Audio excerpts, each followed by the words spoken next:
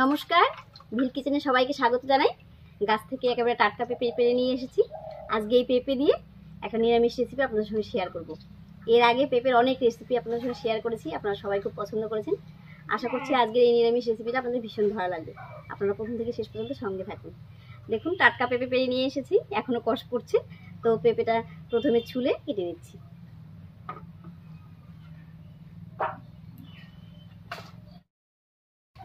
আজকে যে পেঁপের রেসিপিটা করব, এই রেসিপিটা কিন্তু যারা কোনোদিন পেঁপে খেতে চায় না, এমনকি বাচ্চা থেকে বড়রাও এই রেসিপিটা খাবে, এতটাই ভালো হয় খেতে। আর এটা শুধু যে ভাত দিয়ে খাওয়া যাবে তা নয়, রুটি, পরোটা, এমনকি মুড়ির সঙ্গেও খাওয়া যাবে।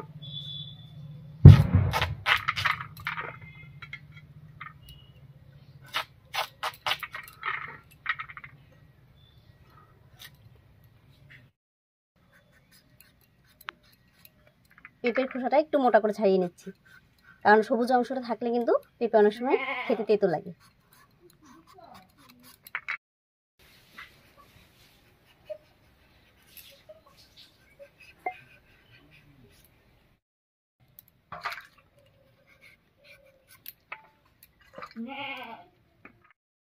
পেঁপেটা ছুলে পরিষ্কার করে ধুয়ে নিয়েছি, একেবারে জল ছাড়া করে নিয়েছি।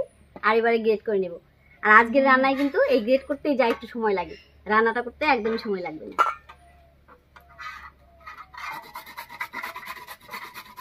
ওই হাতে নাও গ্রেটারটা, বা হাতে নাও, বোকায় জামাটা দেখো।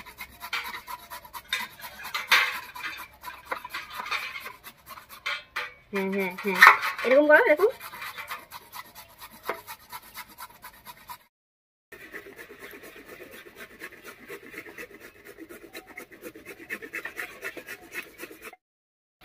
এই তো প্রত্যেকদিন রান্নার সময় বলে মা আমাকে কিছু কাজ দাও, তো ওর করার মতো তেমন কিছু কাজ থাকে না, আর ও গ্রেড করতে খুব ভালোবাসে। আজকে মন পছন্দ কাজ পেয়েছে, তাই না ঋতু? পছন্দ হয়েছে কাজটা? এরকম শক্ত করে ধরো, এই যে এরকম করে ধরো।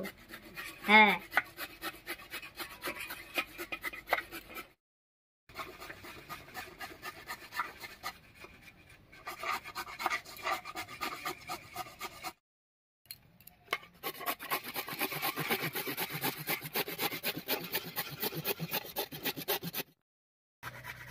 গোটা পেঁপেটা গ্রেট করে নিলাম। এবার উনুন জ্বালিয়ে রান্নাটা ঝটপট করে নেব।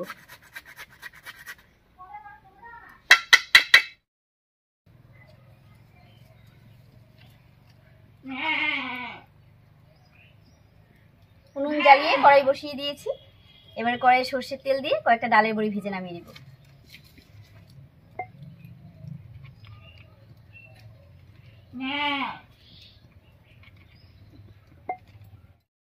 তেল গরম হয়ে গেছে, কয়টা মাছের ডালের বড়ি ভেজে নিচ্ছি।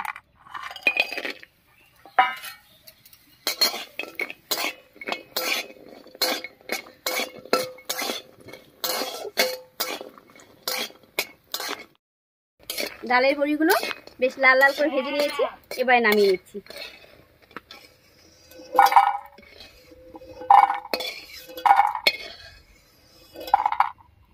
এবারে এই তেলের মধ্যে আর একটু তেল দিয়ে ফোড়ন দেব।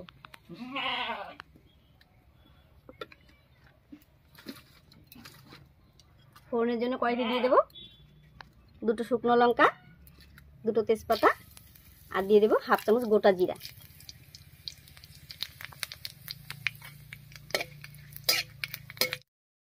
ফোড়নটাও ভাজা হয়ে গেছে, এবার এর মধ্যে দেব চেরা কাঁচা লঙ্কা, হাফ চামচ মতো লঙ্কার গুঁড়া, 1 চামচ জিরার গুঁড়া, আর হাফ চামচ হলুদের গুঁড়া।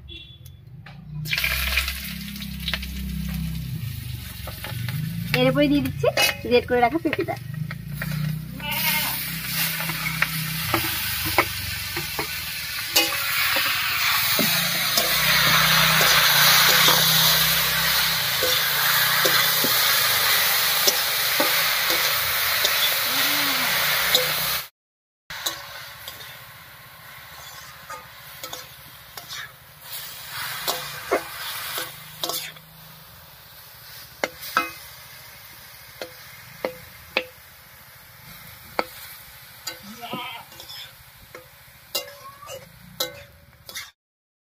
সব মশলার উপরে পেঁপেটা দিয়ে নাড়িয়ে নিলাম খুব ভালো করে। আর এই রান্নায় কিন্তু কোনো রকম জল দেব না, পেঁপে থেকে যে জল উঠেছে এই জলে কিন্তু পুরো রান্নাটা হয়ে যাবে। এবারে আস্তে আস্তে রান্না করে জলটা শুকিয়ে নেব। বেশ কিছুক্ষণ রান্না করে নিয়েছি, পেঁপের জলটা অনেকটাই শুকিয়ে গেছে। এবারে স্বাদ মতো লবণ দেবো। আর লবণটা আগে থেকে দিলে আরও জল উঠে পেঁপেটা কিন্তু বেশি সেদ্ধ হয়ে যেত, তাই লবণটা একটু পরে দিলাম।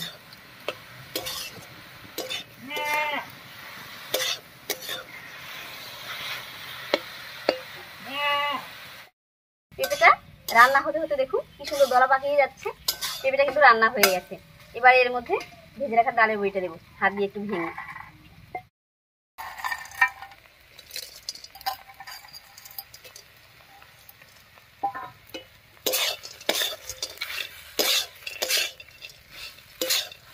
এই অবস্থায় যারা রান্নায় মিষ্টি খেতে পছন্দ করে তারা কিন্তু একটা মিষ্টি চিনি দিতে পারেন, তবে পেঁপে এমনিতেই মিষ্টি স্বাদের হয়, তাই আলাদা করে আর চিনিটা দিলাম না। এবারে দেবো এর মধ্যে 1 চামচ মতো গরম মশলার গুঁড়া।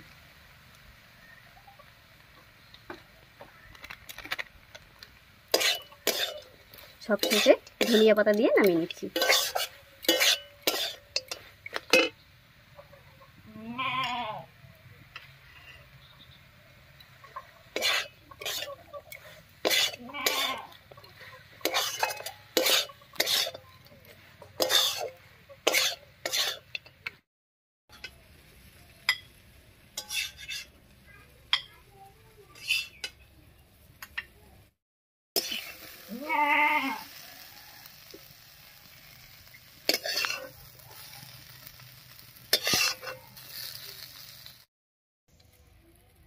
গরম গরম পেঁপের দারুণ নিরামিষ রেসিপি একদম রেডি হয়ে গেছে।